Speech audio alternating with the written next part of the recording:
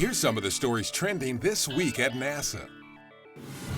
An April 19th event at NASA's Ames Research Center at Moffett Field, California, showcased the Unmanned Aircraft Systems Traffic Management prototype the agency is developing for the Federal Aviation Administration. With coordination from Ames, operators of non-NASA unmanned aircraft or drones use the system to conduct simultaneous test flights with some 20 drones at 6 FAA-approved locations around the country. During the test, Ames engineers used the traffic management prototype to monitor the flights remotely and gather qualitative feedback that will help further develop and refine the system. With this research, NASA and the FAA hope to address the need for a system to safely integrate unmanned aircraft into the nation's airspace. NASA helped kick off this year's celebration of Earth Day with public events and online activities. Exhibits at the April 22nd Earth Day in the nation's capital event at Washington's Union Station featured hands-on activities and presentations that included stunning images of Earth on NASA's mega-sized Hyperwall. Chief Scientist Ellen Stofan was among those who talked about NASA's Earth science research and how observing our planet from the vantage point of space helps us better understand how it's changing. NASA also invited people around the world to use hashtag 24/7 to share on social media what they're doing to celebrate and improve our home planet. Observing Earth from space is great for science, but also for just gawking at the awesomeness and beauty of our home world. Only a select few get to do that firsthand. But the new documentary, A Beautiful Planet, made in cooperation with NASA, is bringing the experience to IMAX screens around the world. NASA was on the red carpet for the film's April 16th world premiere at New York's Lincoln Square Theater.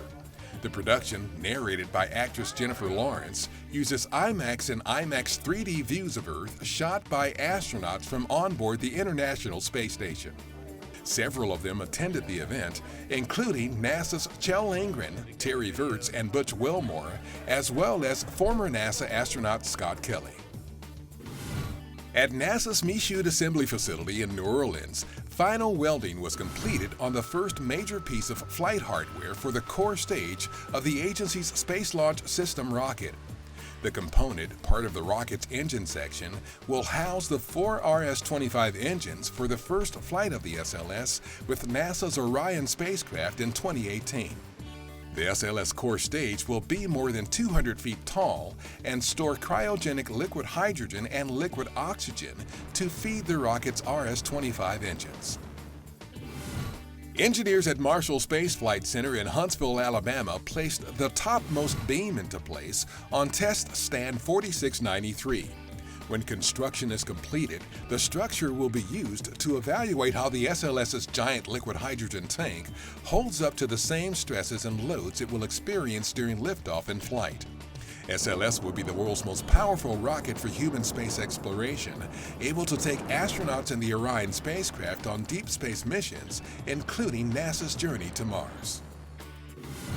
NASA announced April 19th it selected Aerojet Rocketdyne to design and develop an advanced electric propulsion system that will significantly advance the nation's commercial space capabilities and enable deep space exploration missions, including the robotic portion of NASA's Asteroid Redirect mission and the journey to Mars.